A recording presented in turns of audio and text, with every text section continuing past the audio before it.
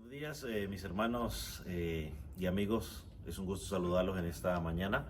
Bienvenidos a nuestra predicación dominical. Como se sabe, estamos hablando del libro de Hebreos. Hemos llegado al capítulo 11 de Hebreos, donde están los héroes de la fe. Un capítulo que básicamente podríamos definirlo como que nos enseña cómo vivir por fe. Así que esperamos que se quede con nosotros, que traiga su Biblia, su papel para que pueda tomar notas y no se vaya. En un momento comenzamos. Dios los guarde.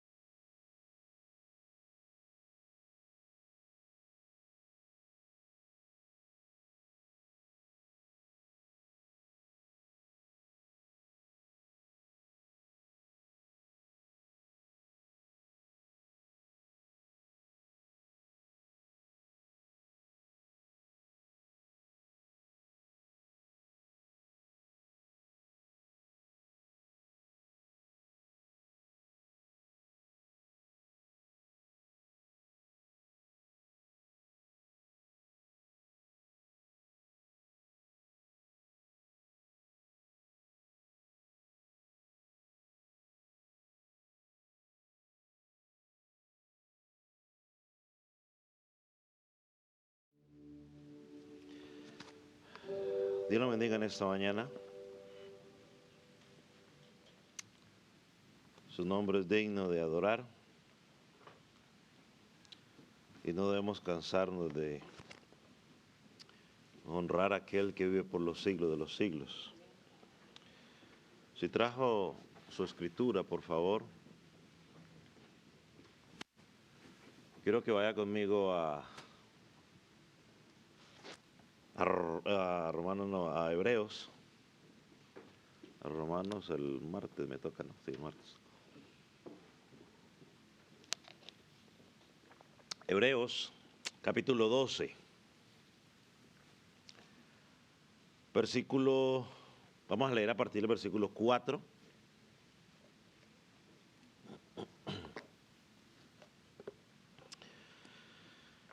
Puede indicar con un amén cuando lo haya localizado. Y si no tiene una versión de la escritura a su mano, pues lo invito a que pueda acercarse a alguien, o si no, levante una mano y uno quiera llevarle una Biblia.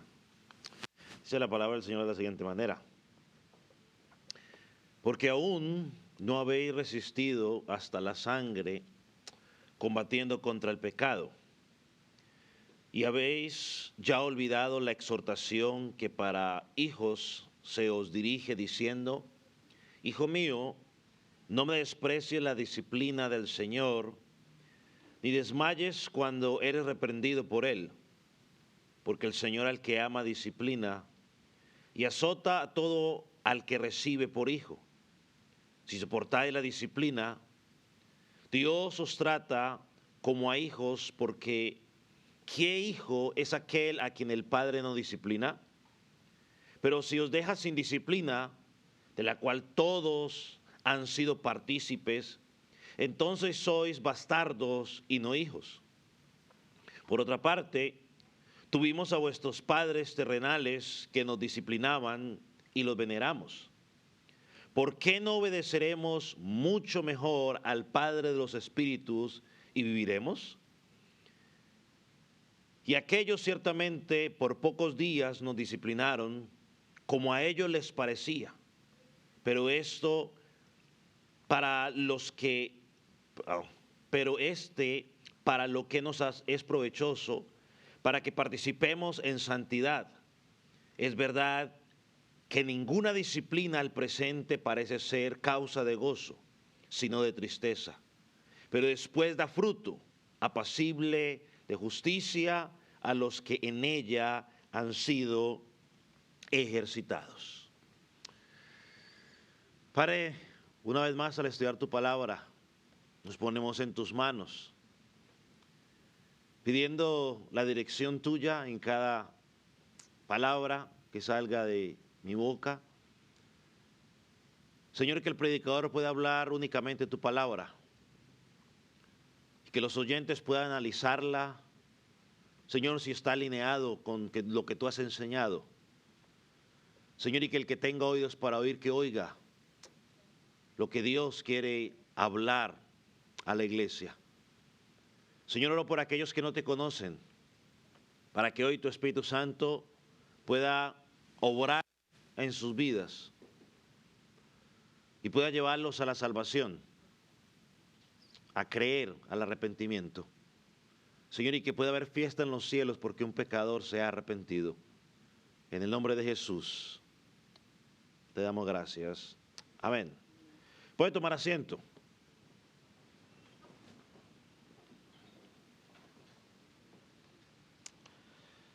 Como podemos notar, esta carta ya la hemos mencionado en algún momento. El autor la llama palabra de exhortación. De hecho, en el capítulo 13, versículo 22, la usa específicamente. Y fue dirigida a una iglesia que en su momento estaba experimentando algunas crisis espiritual. Muchos después de haber creído en Cristo, ahora andaban desanimados o estaban estancados. Algunos incluso estaban a punto de naufragar en su fe, se habían descuidado espiritualmente. Y la situación era tan seria que habían perdido la confianza en el Señor Jesús, habían perdido la confianza en la palabra, estaban dejando de perseverar y habían dejado de hacer la voluntad de Dios para sus vidas. Y el autor, con un corazón, digamos, pastoral, si me permite usar esa expresión, no comenzó la carta con un saludo normal, sino que va directamente al grano, llevando a sus hermanos a que pusieran una vez más su mirada en Cristo. Le recordó quién es Él, le recordó qué había hecho Jesús y los motivó a que regresaran al principio, a caminar como habían empezado a caminar. Y para hacerlo le recordó ejemplos del Antiguo Testamento que ya hemos mirado, hombres y mujeres que pasaron por muchas pruebas, pero que a pesar de ello se mantuvieron firmes. Mostraron un corazón perseverante, lo cual era una evidencia de que su fe había sido verdadera. Y para ello, en el capítulo 12, empezó a usar la ilustración de que la vida cristiana es una carrera. Y no es una carrera de corta duración de 100 metros, sino que es una carrera o una maratón, si podemos llamarlo de esa manera, de larga distancia. Para hacerlo debemos despojarnos del pecado, debemos despejarnos de todo peso, cosas que son buenas, pero que se constituyen un obstáculo para nuestra vida espiritual. Y finalmente los llevó a que pongan sus ojos en Jesús como nuestro ejemplo perfecto. Él cumplió la fe, Él cumplió por fe la voluntad de Dios y lo enfrentó en la cruz y lo hizo con gozo, sabiendo lo que le esperaba en la vida eterna. Cuando llega el autor al versículo 4, cambia quizás la imagen y presenta una imagen de un luchador o de un boxeador, alguien que está en un combate. Y les dice, aunque ustedes han sufrido insultos, persecuciones, rechazo, el autor les dice que Ustedes todavía no han llegado a un punto donde hayan tenido que derramar la sangre y sin embargo ustedes ya están a punto de desanimarse, ya están queriendo regresar, ser tentados a regresar. Y ese era el problema que estaba pasando a sus hermanos, que más allá de las emociones o de las circunstancias, la raíz del desánimo espiritual de sus hermanos es que se habían alejado de la palabra de Dios. Se habían alejado de la única fuente válida, y voy a usar esa palabra, la única fuente válida de alimento para el creyente. Y como dejaron de meditar en la palabra, dice Hebreos que habían dejado también de congregarse. Se hicieron tardos para oír, como dice Hebreos capítulo 5, versículo 11. Y ahora el autor en el versículo 5 quiere apelar al recuerdo de ellos y le dice, y habéis ya olvidado la exhortación que como a hijos se os dirige, diciendo. Y cita el versículo 6, que es una cita de Proverbios. Hijo mío, no menosprecies la disciplina del Señor, no desmayes cuando eres reprendido por el Señor, porque el Señor al que ama disciplina y azota al que toma por hijo. Hermano, esta es una reflexión que tiene una profunda verdad de nuestra vida y que como creyentes debemos entenderla. Este olvido que menciona el autor aquí no fue accidental, fue negligencia. Fue apatía a la palabra de Dios, o apatía, o sea, esa falta de interés por la palabra de Dios. Y por lo tanto, perdieron la perspectiva de lo que implica el sufrimiento. Eso es lo que va a tratar el autor aquí. Ya no, como perdieron de vista la palabra de Dios, ya no podían entender que las pruebas que estaban experimentando, muchas de ellas eran una muestra del amor de Dios hacia ellos como hijos. Así que yo quiero que veamos este pasaje como esa advertencia que le hizo a sus hermanos y una invitación a nosotros. Pastor, ¿a qué? A que no olvidemos que Dios no nos ha abandonado. Dios nos ama. Y como buen padre, muchas veces va a usar el sufrimiento para disciplinarnos y para formar nuestras vidas. La disciplina de Dios para con sus hijos no es una muestra de rechazo, sino una muestra de ¿qué? De amor. Hermano, no debemos ver las pruebas como un obstáculo. Podemos verlo como ese proceso en el cual Dios está trabajando en nuestras vidas. Así que no debemos desmayar. No interpretemos el dolor de la forma inadecuada como quizás lo hace aquella persona que no conoce a Jesucristo. Ya en Hebreos capítulo 11, el autor nos mostró que la fe verdadera ha sido siempre probada. Que Dios siempre está en control. Y que su fidelidad nos sostiene aún en el momento de la dificultad. Así que tenemos que volver a la palabra. Tenemos que volver a ponernos sus ojos en Jesucristo. Tenemos que correr la carrera con paciencia, confiando en Dios en medio del fuego o de las dificultades que estemos enfrentando. Mira algo interesante, quizás antes de avanzar más. Hay una palabra clave que se repite en el pasaje, que aparece varias veces, y es la palabra disciplina. Algunas versiones traducen esta palabra como castigo. Pero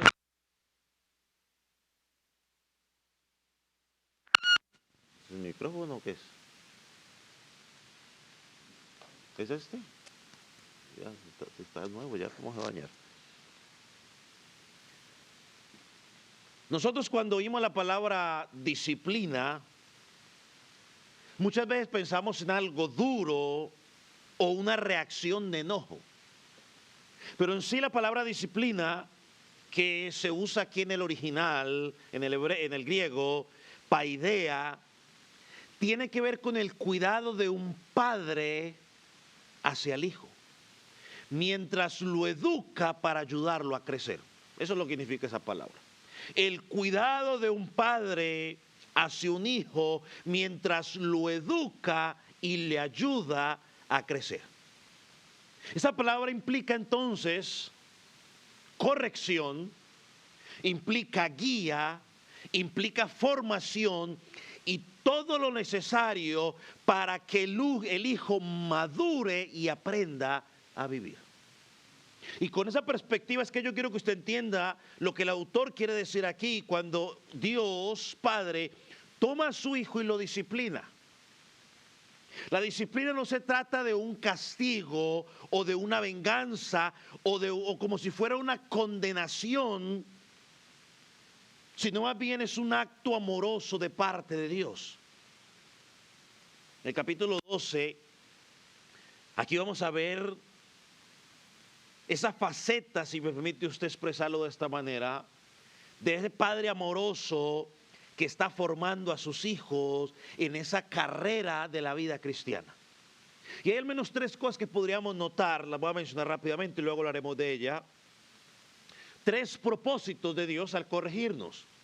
Hermanos, Dios nos corrige cuando nos desviamos, no para condenarnos, sino para volvernos al buen camino. Eso es uno de los propósitos por los cuales Dios nos corrige. El Señor también nos corrige, mis amados, para prevenirnos en caer en errores que podrían dañar nuestra vida. Y tercero, para enseñarnos a vivir en santidad, para ayudarnos a madurar, para enseñarnos a depender de su gracia. O sea que nos corrige cuando nos desviamos, nos corrige para prevenirnos de caer en error, y nos corrige o nos disciplina para enseñarnos a vivir en santidad. Y es importante que recuerde algo. Como creyentes, la Escritura nos enseña en Romanos capítulo 8 que no estamos bajo condenación, porque el pago de nuestros pecados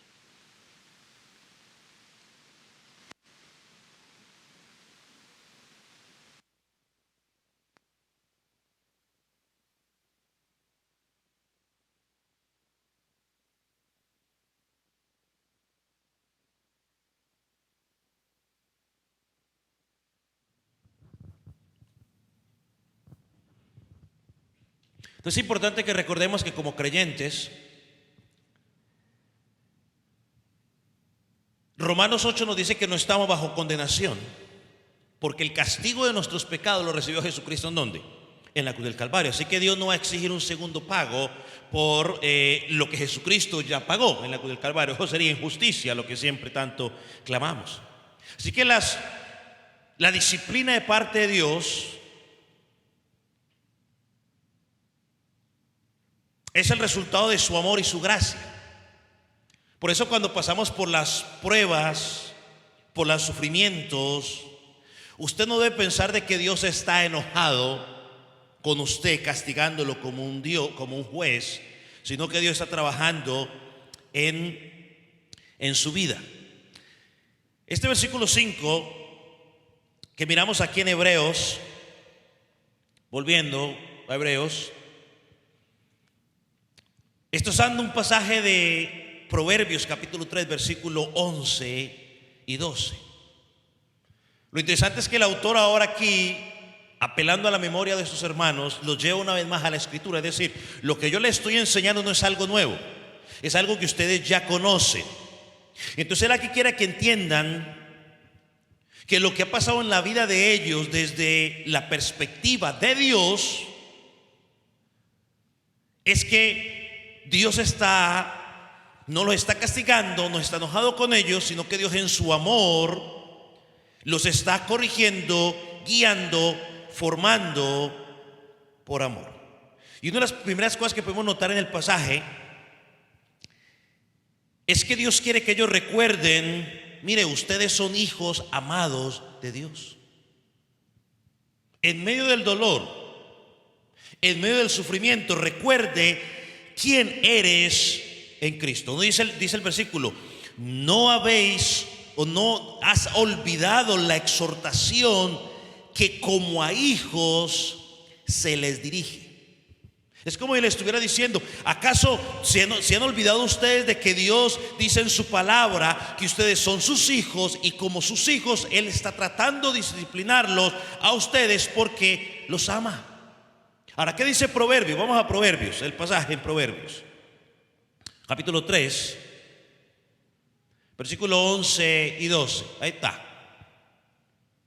Dice: no menosprecéis, hijo mío, el castigo de Jehová. Y recuerden una vez más, si estamos siendo disciplinados, no es porque estamos pagando algún pecado. El pecado Jesucristo ya la pagó. ¿En dónde? En la cruz del Calvario.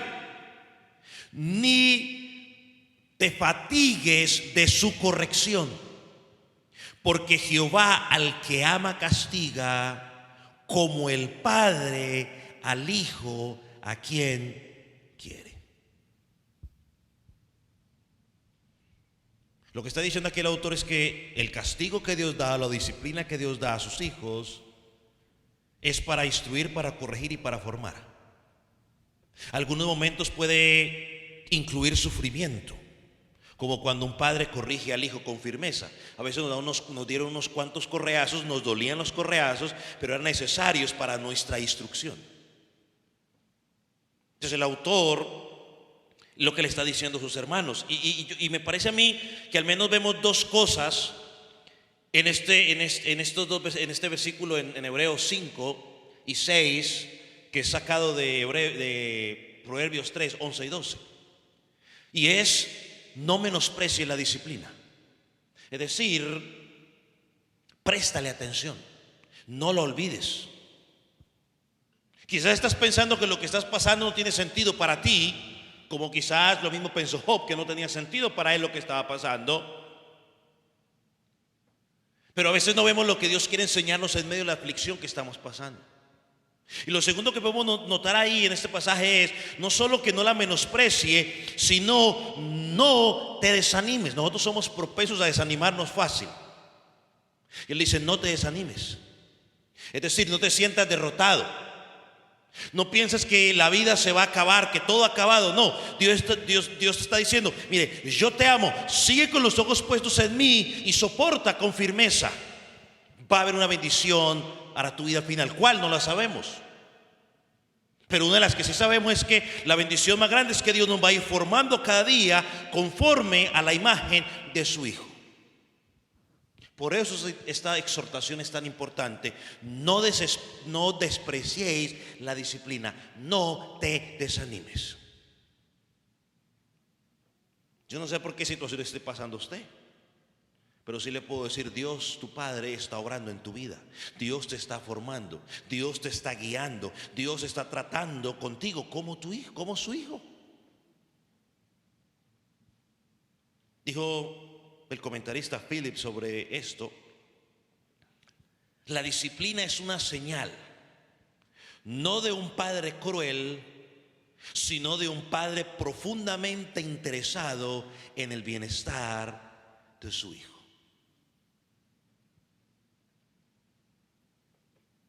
No un padre cruel, sino de un padre profundamente interesado en el bienestar de su hijo. Nos corrige porque nos ama, esa es la razón. Si no te corrigiera, es momento para preocuparnos. Así que la corrección de Dios o la disciplina de Dios es una evidencia o una prueba segura de que le perteneces. Miren lo que dice el versículo 7 y 8. Dice: si soportáis la disciplina, Dios os trata como a qué, como a hijos. Y luego hace una pregunta retórica: porque ¿qué hijo es aquel a quien el padre no disciplina? Pero si se os deja sin disciplina, de la cual todos han sido partícipes, entonces sois bastardos y no hijos. ¿Se da cuenta usted, mi estimado hermano, que la disciplina de parte de Dios para tu vida no es una señal de que Dios te ha abandonado, sino que es una señal de que Dios te ha adoptado? Porque aquí dice que Él no disciplina al que no es suyo. Uno no anda corrigiendo hijos de otro, porque muchas veces se meten en problemas, se pone redentor y sale crucificado. El término bastardos que utiliza la palabra aquí es una traducción literal de ilegítimos. Y en los tiempos antiguos, los hijos ilegítimos no eran reconocidos como parte de la familia, no recibían herencia, ni eran instruidos por el padre, pero los verdaderos hijos sí. Es exactamente lo que el autor le está diciendo a los hermanos de esta iglesia en Roma, y le está diciendo a usted y me está diciendo a mí. Si estás en Cristo, eres parte de la familia de Dios, entonces Dios va a tratar contigo, incluso a través de las aflicciones, porque son parte de la formación como hijo. Y miren lo que dice el versículo 7: si soportáis la disciplina. Ahora, este condicional no es que esté dudando de qué va a pasar. Más bien lo que está diciendo es que como un mandato, soporta la disciplina, persevera, no te rindas. ¿Por qué? Porque la disciplina es una evidencia de que Dios te ama. La disciplina es una evidencia de que eres hijo de Dios. Y tercero, la disciplina es una evidencia de que Dios está obrando algo bueno en tu vida. Ahora, y no pensemos que esto es algo que Jesucristo, el mismo Jesucristo, no experimentó. Ya lo estudiamos en el capítulo 5, versículo 8. Y nos dice que Jesús, como hijo, aprendió obediencia por medio de ¿qué? De lo que padeció. Eso es lo que dice Hebreos, ya lo estudiamos. El mismo Señor Jesucristo, siendo el Hijo de Dios, fue formado en obediencia a través del sufrimiento. Si ese fue Jesús, ¿cuánto más tú y yo?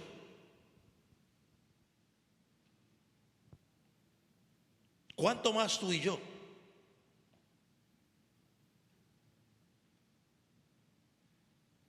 Porque eso es lo que el autor le va a mostrar a sus hermanos. Dios tiene un propósito bueno, sabio, eterno en su disciplina para con sus hijos. No es un castigo sin sentido, tiene un propósito. Y vamos a mirarlo en el versículo 9. Vamos a mirar algunos de los propósitos que vamos a encontrar en la disciplina de Dios para sus hijos. Y el primero es que aprendamos a obedecerlo y a vivir bajo su autoridad. Cuando Dios disciplina a sus hijos, nos ayuda o nos enseña a que le obedezcamos y a vivir bajo su autoridad. Miren lo que dice el versículo 9. Por otra parte, tuvimos a nuestros padres terrenales que nos disciplinaban y los venerábamos, es decir, los respetábamos. ¿Por qué no obedeceremos mucho mejor al Padre de los Espíritus y viviremos? Aquí el autor va a hacer una comparación entre el Padre terrenal y el Padre celestial, Dios. Dice, nuestros padres terrenales nos corrigieron y eso nos llevó a respetar a nuestros padres. Y eso es verdad, cuando un padre ama a su hijo, lo corrige, lo guía y lo instruye. ¿Por qué? Porque le importa. Uno como hijo, cuando está siendo corregido, uno siempre dice, si me amara me dejara hacer lo que yo quisiera. Porque ese es el concepto que uno tiene como hijo. Que el amor del padre significa, hijo, haz lo que tú quieras, y entonces eso significa que hay amor. Cuando nos corrigen, entonces decimos, mi papá no me odia, ¿para qué me trajo al mundo si me iba a castigar? Cuando yo sea padre o madre, entonces hacemos la famosa promesa que muchos hemos hecho cuando estamos pequeños. Pero cuando enfrentamos y somos padres, nos damos cuenta de que nuestros papás tenían razón. Así que usted, hijo, un día entenderá lo que yo también entendí. Pero el resultado, dice el autor, es que los hijos terminan respetando a sus padres. Porque tarde o temprano entendemos que era una muestra de amor. Entonces dice, si eso pasa con los padres biológicos, que son limitados, es decir, que se equivocan, que no son perfectos, ¿cuánto más no deberíamos nosotros obedecer o someternos con respeto al Dios perfecto que nunca se equivoca? Debemos aprender a confiar más en Él, a caminar bajo su autoridad, a dejar de depender en nosotros mismos y a vivir en obediencia. Creo que eso es uno de los grandes propósitos de la disciplina de Dios para nuestras vidas, llevarnos a vivir una vida de dependencia y sumisión a Dios. Muchas veces como creyentes nos desviamos o tomamos decisiones sin consultar a Dios, porque confiamos en nuestras propias fuerzas, en nuestras propias capacidades, o porque simplemente nos dejamos llevar por la emoción del momento. Entonces Dios, como Padre bueno, interviene, y no para castigarnos porque su ira está con nosotros, sino para corregirnos y decirle: hijo, el rumbo por el cual estás yendo no es el rumbo correcto, déjame yo ayudarte para que regreses. Y esos hermanos en Roma estaban justamente en eso, confundidos, desanimados, y algunos estaban queriendo comenzar a alejarse. En lugar de estar corriendo la carrera con fe, se estaban estancando o estaban ya estancados. En lugar de perseverar, estaban dudando. ¿Y qué hace Dios? Le está recordando que muchas de las dificultades que estaban enfrentando en ese momento tenían un propósito. ¿Cuál? Que vuelvan a confiar en Dios, que obedezcan, que se sometan a Él. Mire que el autor lo resume en esta pregunta que encontramos al final del versículo 9. ¿Por qué no obedeceremos mucho mejor al Padre de los Espíritus y viviremos? Lo que está diciendo es que si nosotros muchas veces, si obedecemos a nuestros padres terrenales, es bueno para nosotros, ¿cuánto más será bueno obedecer al Dios que nos dio vida espiritual? Y cuando habla de espíritu, el Padre de los Espíritus, es decir, el Padre de nuestras almas, de los nuevos creyentes en Cristo. Porque el obedecerlo a Él nos va a llevar a la vida eterna, a una abundante comunión con Él. Déjame explicarlo de esta manera. Creo que es un ejemplo muy sencillo. Imagínense a un niño que juega con algo peligroso, con un cuchillo. El niño está jugando con su cuchillo y su padre lo corrige con firmeza y le dice: no lo hagas. Y el niño entiende y pone el cuchillo y no molestaba. Ahora, esa obediencia que ha hecho en ese niño lo ha protegido, porque no simplemente es una regla de no juegues con el cuchillo, sino que jugar con un cuchillo es peligroso, porque se puede que herir él o puede herir ¿a quién? A su hermanito. Muchas veces Dios hace lo mismo con nosotros. Un mandamiento, su disciplina nos protege y nos preserva de dañarnos a nosotros o dañar a otro. Eso es lo que está diciendo el autor aquí. Dios quiere instruirnos a que vivamos de esa manera. Sí, a veces pasamos por sufrimientos, pero su sufrimiento no tiene el propósito de hacernos sufrir, valga la redundancia, sino de enseñarnos a vivir mejor, sino de enseñarnos a confiar más en Él, sino de enseñarnos a obedecerle a Él, a vivir en santidad, confiando en su sabiduría. Y más importante, cuando nosotros obedecemos a Dios, somos guardados espiritualmente, porque nos mantenemos más cerca de Él, crecemos en nuestra relación con Él, nos mantenemos alejados del pecado y la destrucción o las malas consecuencias que el pecado puede traer a nuestra vida. Y si estos hermanos seguían menospreciando la disciplina, terminarían alejándose por completo, retrocediendo. hasta apostatar podrían, como ya algunos lo habían hecho. Por lo tanto, el llamado del autor es: así como se sometieron a sus padres, sométanse a Dios.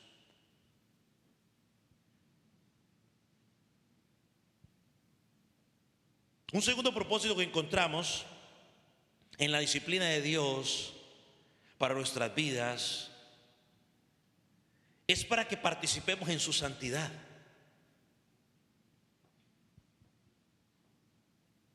Versículo 10.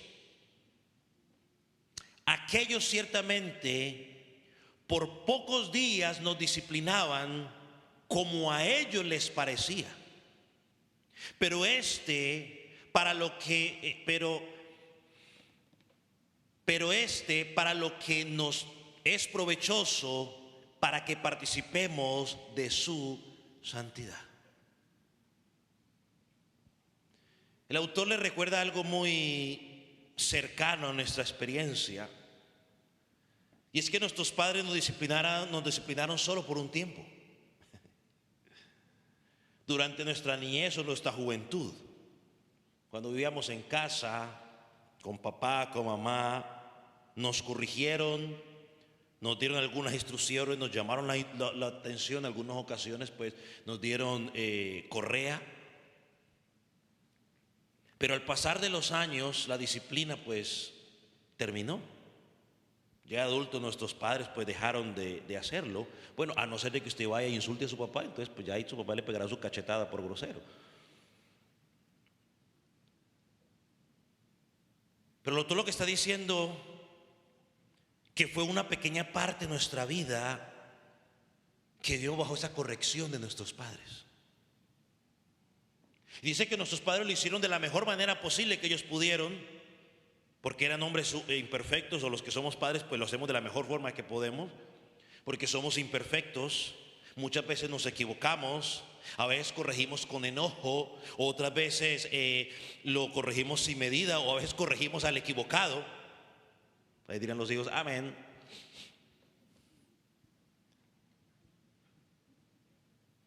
Cometemos errores como padres, pero Dios no es como nosotros. Es lo que está diciendo el autor aquí. Dios no es como nosotros. Él es un padre que en su corrección no actúa por las emociones o se deja llevar por el cansancio o por el enojo, como nos puede pasar a nosotros. Él es perfecto y todo lo que hace lo hace perfecto. Nunca se equivoca, nunca se le pasa nada por alto, nunca corrige al hijo equivocado. Fue que se me olvidó. A mí me pasó algo interesante. En nuestra niñez estábamos un día orando, y yo siempre me gustaba orar de primero, y oraba y luego me quedaba dormido. Entonces yo me quedé dormido. Yo entre dormido escuchaba el relajo que tenían mis dos hermanos, y mi mamá, pues hombre, por la falta de reverencia, dijo: ¿pero qué es lo que pasa aquí? Los otros salieron volando, y como yo estaba dormido, ¡pum!, el que recibió el chanclazo volador fui yo.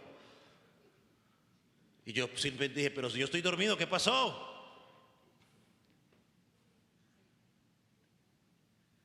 Dios no se equivoca en decir: no, se me pasó. No, Él es perfecto. Él sabe a quién corrige, y sabe si lo necesitamos o no lo necesitamos. Y cuando lo necesitamos, su disciplina, mis amados hermanos, es sabia. Su disciplina es justa y llena de amor.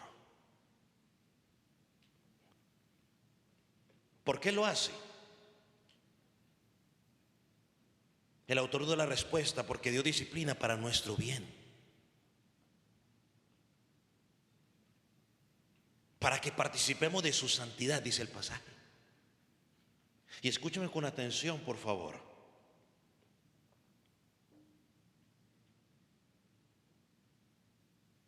Eso significa de que Dios está usando las pruebas, las dificultades que enfrentemos de forma en nosotros, para formar nuestro carácter, para parecernos cada día más y más a Cristo.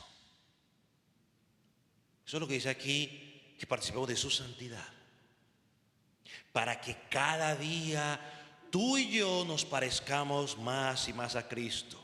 Pastor, o sea que esa prueba que yo estoy pasando, esa dificultad que estoy pasando, eso que no entiendo que estoy pasando, Dios, si soy hijo de Dios, Dios lo está usando por formar mi carácter. La respuesta bíblica es sí, no la mía, sino la bíblica, sí.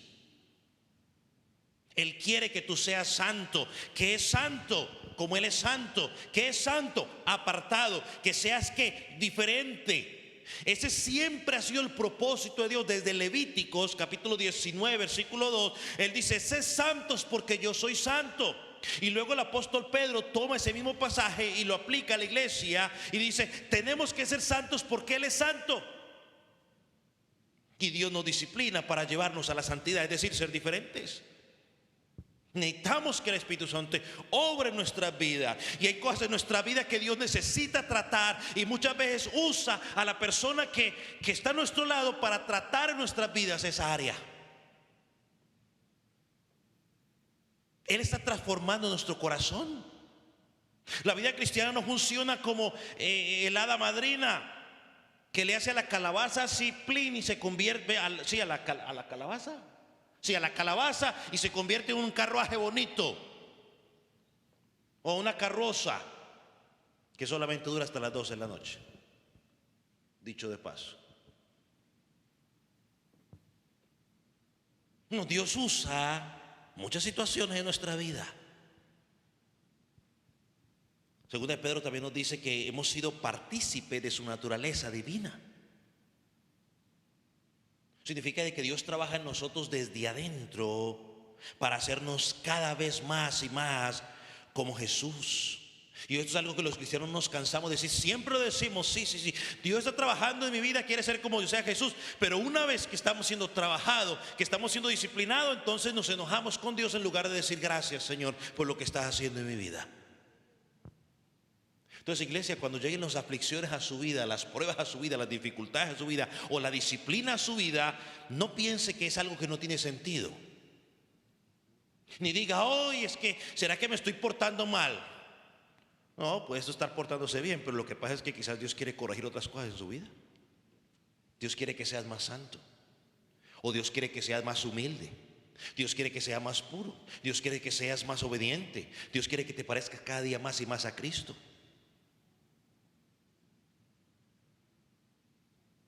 Entonces, lo que el autor le está diciendo a sus hermanos en Roma y nos dice hoy a nosotros es que Dios está permitiendo esas dificultades, esas pruebas, ese sufrimiento, esa persecución, no para que ellos se alejen de Él, sino cada día para acercarnos más y más a Él, para purificarlos, para enseñarles a vivir en santidad. Y recuerde que santidad simplemente es ser apartados. Estamos en el mundo, pero no somos del mundo. Y Él hace lo mismo hoy con usted y conmigo, créanme. Cada vez que te disciplina Dios a ti, me disciplina a mí. Cada vez que Dios permite pruebas en nuestras vidas, no es porque Él se ha olvidado de usted o se ha olvidado de mí, sino porque me ama, te ama y quiere hacernos más y más como Él. Ese es su propósito. Así que en lugar de desechar la disciplina, aceptémosla con humildad, con agradecimiento, porque Dios nos está demostrando cuánto nos ama. Un propósito más que encontramos en la disciplina es para que demos fruto. Para que demos fruto. Versículo 11. Es verdad que ninguna disciplina al presente parece ser causa de gozo. ¿Cuántos dicen amén? Sino de tristeza. Pero después da fruto apacible de justicia a los que en ella han sido ejercitados. Pensemos por un momento cuando nuestros padres nos corregían. Quizás fue una palabra firme, una llamada de atención, o incluso una disciplina física. ¿Cómo reaccionamos? ¿Nos alegramos por eso? No. Yo lo he dicho varias veces, yo soy de los que decía: es que no me quieren. Si me quisieran, no me castigarían así. Yo en el momento no era feliz. ¿Quién se va a alegrar que le está dando correa? Y a mí me daban correa. Bueno, no me daban correa, me daban con el famoso Paco. Un latiguito que mandó a hacer mi papá, de 2 cositas así por ahí. Cuando nos contó la historia, yo decía, pero esa hermana qué mala que le regaló ese látigo. Creo que se lo regalaron, me parece, si no me falla la memoria. Pero cuando decía, lo vamos a castigar, yo no iba contento, yo iba triste. Me recuerdo una situación donde un día a nosotros nos tenían ciertas normas, ¿no? A la casa tiene que estar a tal hora, si no va a llegar, pues avise por lo menos.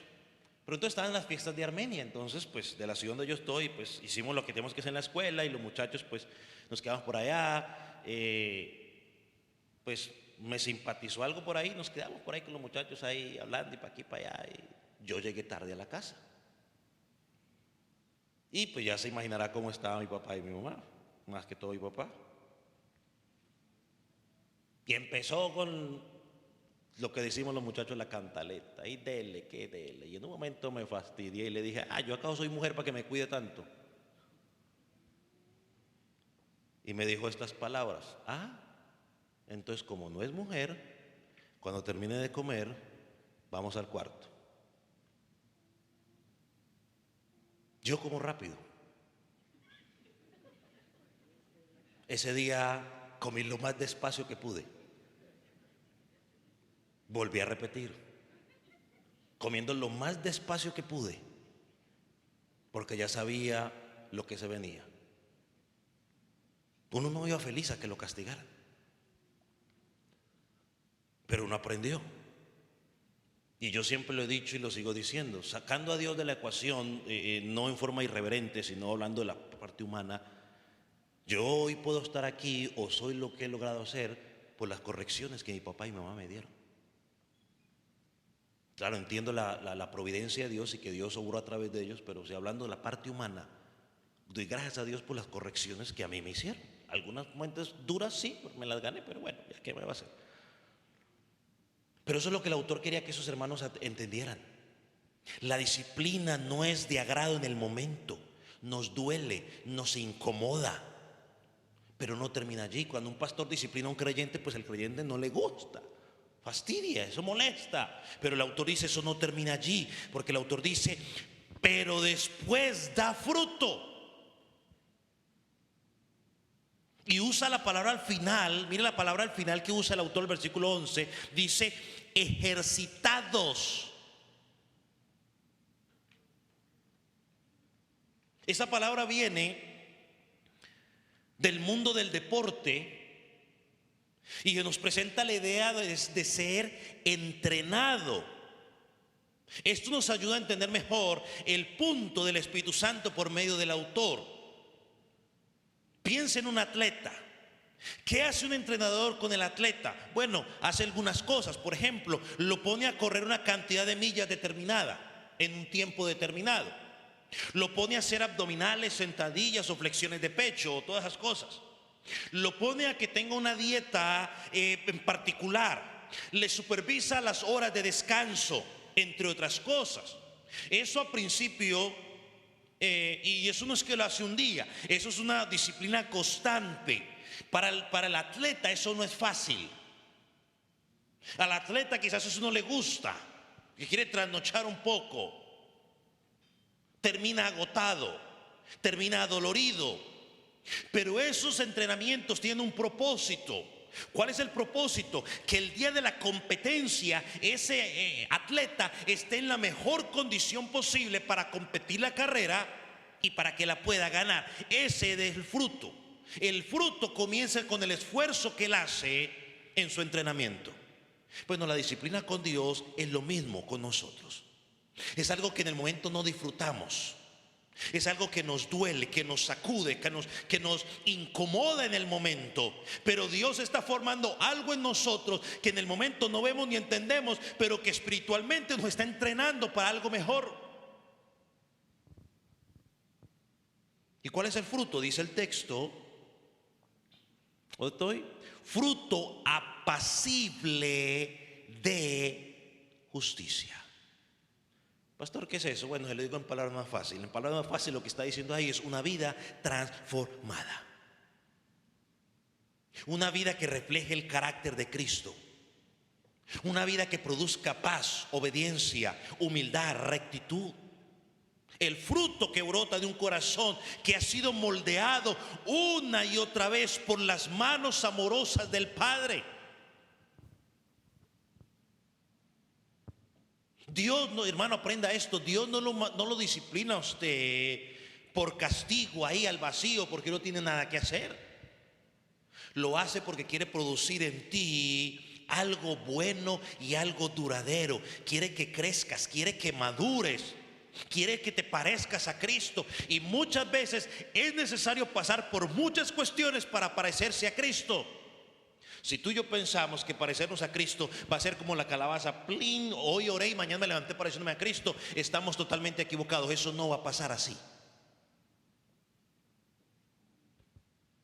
Por eso pasamos por tiempos difíciles. Y no es que Dios se ha alejado de ti. Y no es que Dios se ha olvidado de ti. Todo lo contrario, Él está trabajando profundamente en tu vida. Si no, pregúntele a Moisés cómo trabajó en su vida. Para lo último decir que Moisés era el hombre más manso sobre la tierra. Pero todos conocemos cómo era Moisés al principio. Te está formando, te está entrenando. Y aunque ahora no veas el resultado, será un fruto hermoso, dice, lleno de justicia y paz. En el contexto que estamos estudiando aquí, esto es lo que Dios quería para estos hermanos a los que Él escribió esta carta. Ellos no estaban actuando justamente, viviendo justamente. Estaban dudando de Dios. Dios estaba usando la disciplina para formarlos. Y atienda esto. Yo sé que es fácil un domingo sentado mientras alguien lo está diciendo, es fácil entenderlo, es fácil decirlo. Pero nada de lo que pasa en nuestra vida está fuera del control de Dios. Todo lo que hemos vivido, especialmente el dolor, las pruebas, las aflicciones, vienen de la mano de Dios y Dios lo usa con un propósito bueno. Yo le he dicho en muchas ocasiones, yo doy gracias a Dios por personas que han pasado por aquí o que están aquí en la congregación, que a veces han actuado con dureza o no dureza, sino con cierto comportamiento que yo digo, Señor, gracias a Dios por esas vidas, porque si no, yo no hubiera aprendido tal cosa.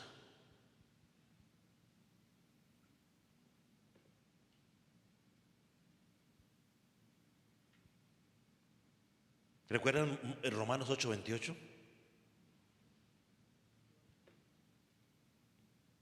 A los que aman a Dios, ya esta es parafraseada mía, ¿no? Los que aman a Dios, todas las cosas les ayudan a bien. ¿Y todas las cosas son qué? Todas las cosas. Ahora, ya póngale usted a esa todas las cosas, porque esa todas está de forma ¿qué? General. Bueno, ya usted especifíquelo. Yo no voy a dar ejemplos para que después no diga, lo dijo por mí. Ya usted le podrá, eso es específico, ¿qué son todas esas cosas? Esas todas las cosas incluyen momentos difíciles. Entonces, en vez de rechazar la disciplina o pensar de que es un abandono de Dios o que Dios no nos ama o de tomarla a la ligera, debemos aceptarla con humildad, con perseverancia en medio de ella. Dios nos está diciendo, tú eres mi hijo, yo te amo. Miren lo que escribió un pastor sobre esto. Dice, porque Dios te ama, Él te disciplinará cuando sea necesario. Puede traer dificultades a tu vida para llamar la atención, para corregir tu camino y para acercarte a Él, donde hay misericordia y gracia.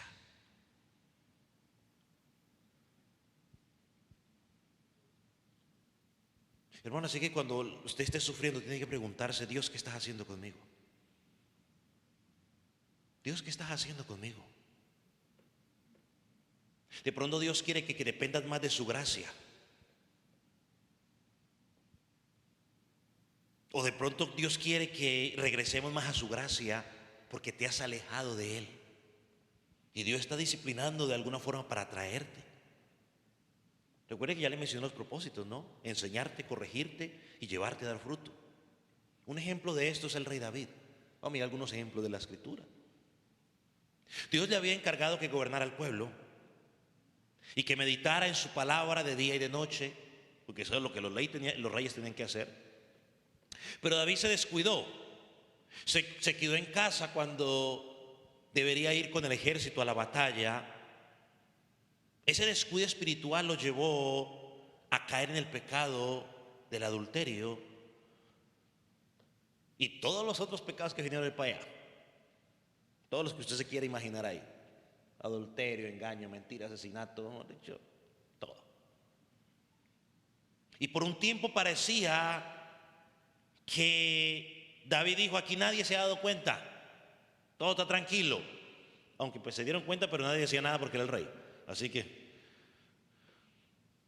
pero Dios no lo dejó así. Dios por amor lo confrontó, le envió al profeta Natán para que le mostrara el pecado. Por medio de ilustración, David se quebrantó. Y en el Salmo 51, que es el salmo que él escribe en referencia a este pecado, en el versículo 4 él dice, contra ti solo he pecado. Crea en mí, oh Dios, un corazón limpio. Luego en el Salmo 119, versículo 67, versículo 71, el salmista le escribe lo siguiente, versículo 67. Antes que fuera yo humillado, descarriado andaba, mas ahora guardo tu palabra. Dice, antes que fuera yo humillado, andaba descarriado. Lo que le está diciendo ahí es que Dios usó la humillación para encarrilarlo otra vez. Versículo 71, dice lo que dice: bueno me es haber sido humillado. ¿Para qué? Para que aprenda tus estatutos. ¿Cuántas veces nos humillan a nosotros y en vez de humillarnos, nuestro orgullo se sabe? Pero es que pero ¿por qué? Me trató a mí así, pero. Aquí el salmista dice, Señor, qué bueno que fui humillado. ¿Por qué? ¿Porque era masoquista? No, ¿qué dice el versículo? Para que por medio de haber sido humillado, aprendí tu palabra. Lo que le está diciendo ahí, Señor, gracias porque a través de la disciplina que trajiste a mi vida, me traíste de vuelta. Me alejé, pero tú me amaste tanto que no me dejaste allí, me corregiste, me enseñaste y ahora he vuelto a tu palabra. Es decir, que si de pronto alguien que usted y yo conocimos o conocemos, un día lo vimos en la iglesia y hoy está por allá en la vida loca, dándose la vida loca, si es de Cristo, Dios en algún momento a través de la disciplina lo va a traer. ¿Ese es el propósito de la disciplina? Que volvamos a Él, que seamos transformados, que nuestras vidas den fruto apacible de justicia. Pero también Dios muchas veces nos disciplina, ¿sabe para qué? Para prevenir. Está la medicina curativa, que es la medicina que le dan a uno para curarlo de una enfermedad, y está la preventiva, ¿no? Las vitaminas que usted y yo se toman, ¿no? Que usted se toma, que toma la vitaminita que para que mi sistema inmune se suba y no sé qué cosa. Bueno, lo que usted está haciendo ahí es prevenir para no lamentar. Ya con eso usted me entiende lo que voy a decir. Dios muchas veces usa la disciplina para evitarnos un mal mayor, incluso para guardarnos de caer en pecado. Eso no fue lo que el apóstol Pablo dijo en 2 Corintios capítulo 12.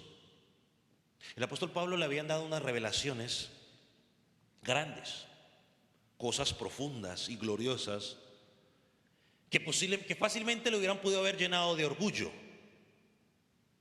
Y para evitar que el apóstol Pablo se llenara de orgullo, ¿qué pasó? Dios permitió un sufrimiento constante en su vida al que el apóstol Pablo llama, ¿cómo? Un aguijón en la carne. Y dice la Escritura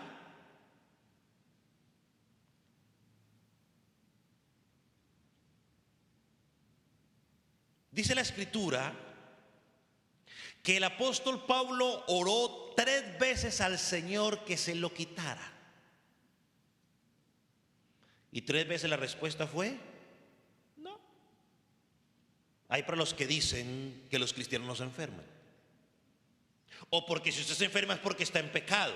El apóstol no estaba en pecado. Dios lo hizo ¿para qué? Para prevenir. Él simplemente le dijo: bástate de mi gracia, porque mi poder se perfecciona en la debilidad. Hoy es que el hermano no se sana porque es falta de fe. Bueno, eso dice enseñanzas bíblicas extrañas, pero la Escritura dice que muchas veces no es por falta de que tú no tengas fe, mi estimado hermano, es que Dios quiere prevenir algo en ti.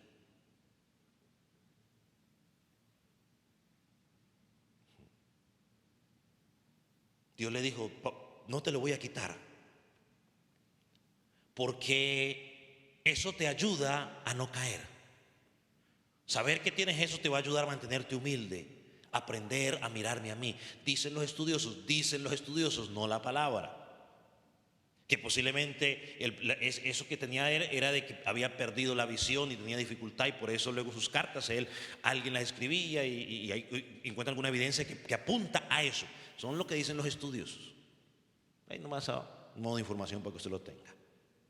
Pero es interesante que el mismo apóstol Pablo, en el versículo 7 de 2 Corintios capítulo 12, nos dice lo que él entendió. Mira lo que dice: y para que la grandeza de las revelaciones no me exaltase desmedidamente, me fue dado un aguijón en mi carne, un mensajero de Satanás que me abofetea, para que no me enaltezca sobre manera. Créame, estimado hermano, que si el Señor lo hizo con el apóstol Pablo, créame que también lo hace con usted y lo hace conmigo. Hay pruebas que van a llegar a tu vida, enfermedades, situaciones difíciles que van a llegar a tu vida, no porque hayamos pecado, sino para evitarnos un pecado mayor, o para prevenirnos de tomar un camino equivocado, o para mantenernos humildes.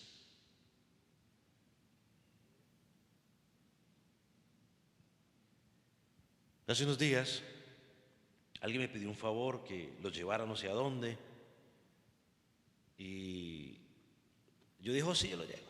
Y vamos, y dije: bueno, yo lo llevo. Entonces me dijeron: no, nosotros le damos el gas para el bus y toda la cuestión. Y yo le digo: claro que sí, le dije yo. Ahí está, vamos pues. Yo me preparé, me levanté emocionado y vine. Y cuando quise prender el bus no prendió. Y yo: ¿por qué no prende? Cuando fue a mirar, dejaron el switch de la batería abierta, se gastó la batería. Y dije: bueno, tratamos de prenderlo, pero después yo me fui y dije: bueno, Señor, pues de pronto me estoy ahorrando algo. Mejor que no prendió. Ahí estuvimos aguantando solo un rato, sudando, pero no prendió. Y dije: gracias, Señor, pero nunca sabe. Él lo conoce todo, yo no. Hermano, muchas cosas llegan a nuestra vida y nos desesperamos. Ay, y no me pude ir, que no hay que. Hermano, muchas veces eso que usted estaba planeando no le sale porque Dios, en su amor, quiere evitarte algo. Y muchas veces nos volvemos locos y hacemos lo que sea y acá porque es que lo quiero hacer. Y muchas veces nos vamos y chacaplum, pum, totazo, too late. Yo te dije. Dios también nos disciplina para enseñarnos. Termino con para ayudarnos a conocer al Señor. Bueno, creo que va a terminar con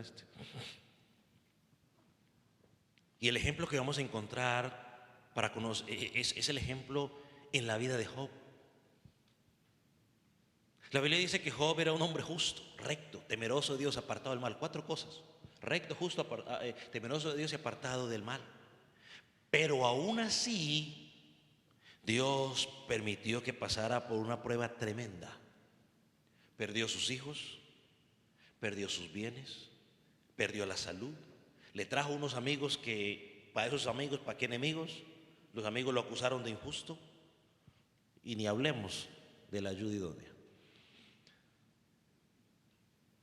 ¿Por qué permitió Dios todo eso si era un hombre recto, justo, apartado del mal y todo lo que nos dice?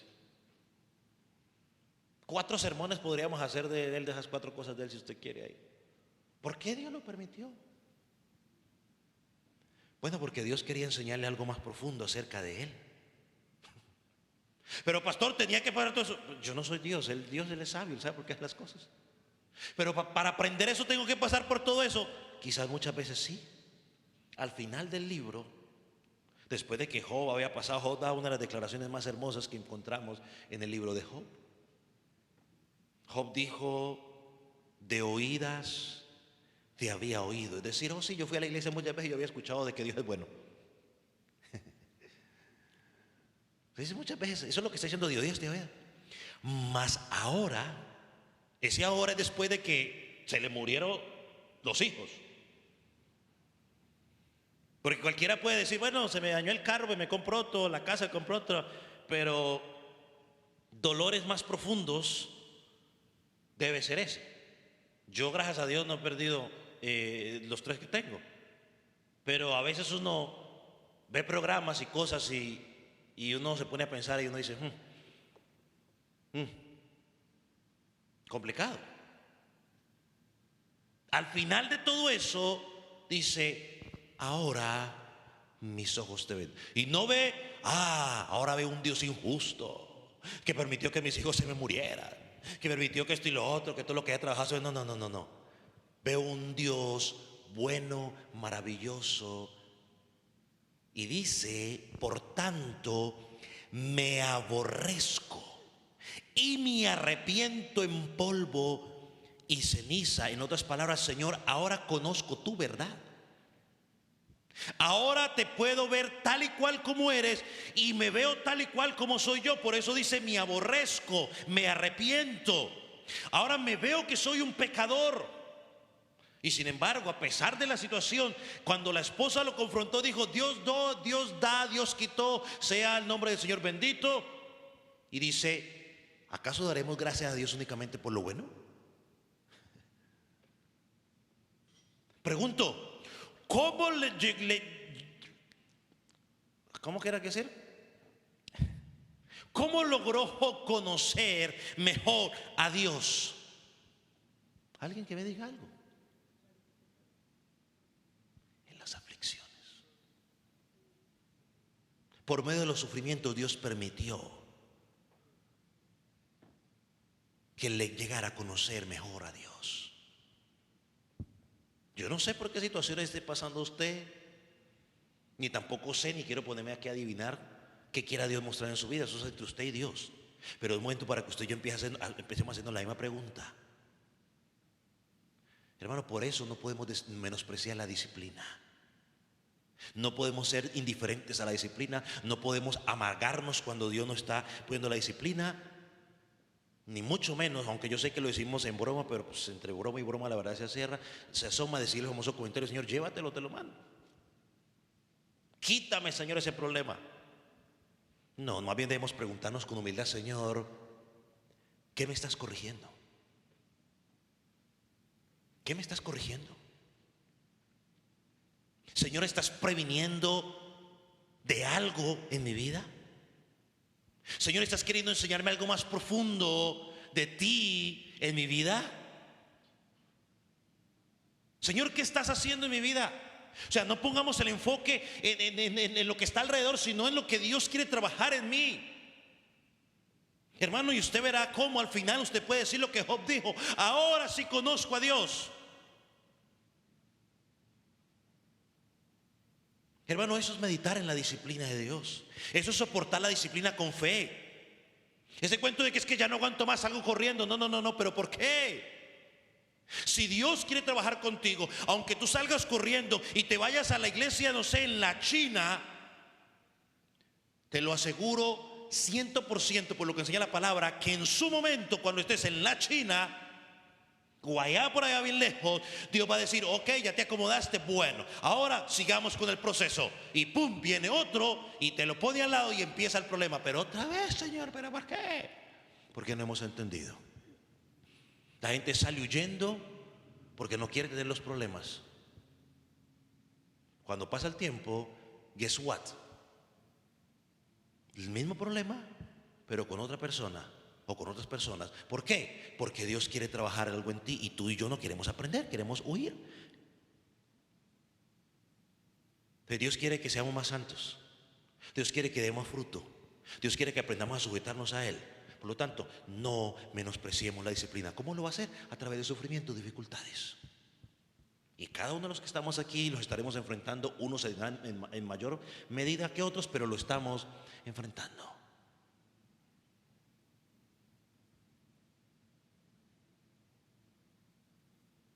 Porque al final de todo, mis amados, y ténganlo bien claro, lo que Él está haciendo es llevarnos a la gloria. Allí seremos transformados por completo cuando Él venga. Seremos semejantes a su Hijo y vivemos con Él para siempre. Pero mientras estemos aquí, no va a haber forma de que lo evitemos. Vamos a pasar por dificultades, vamos a ser disciplinados de parte de nuestro Padre amoroso. Vamos a orar.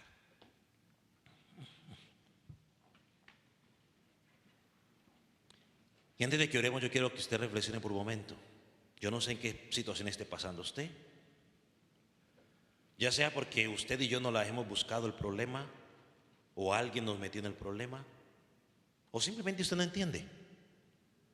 Antes de orar, pregúntele al Señor: Señor, ¿me estás corrigiendo algo en la vida?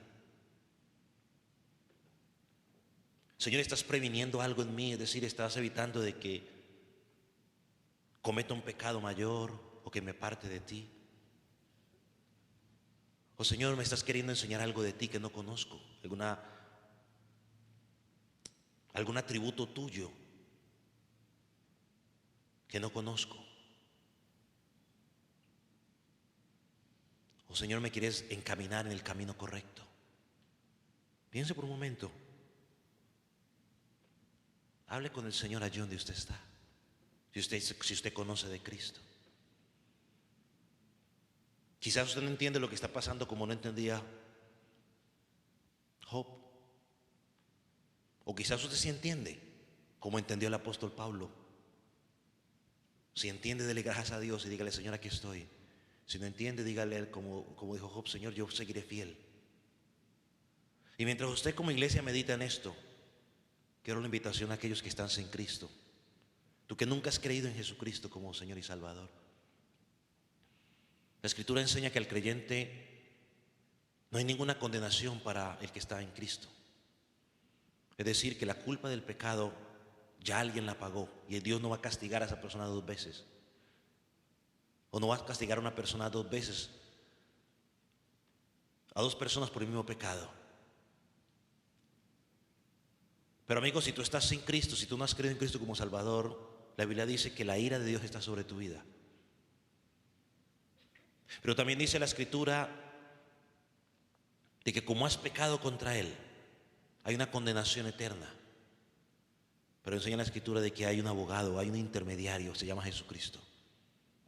Si tú crees en Jesucristo, vienes a Él en fe, en arrepentimiento, la palabra enseña que serás perdonado, que encontrarás vida eterna.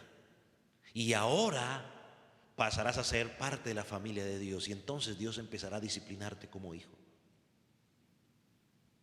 Solo hay 2 familias en el mundo: la familia de Dios y la familia de las tinieblas.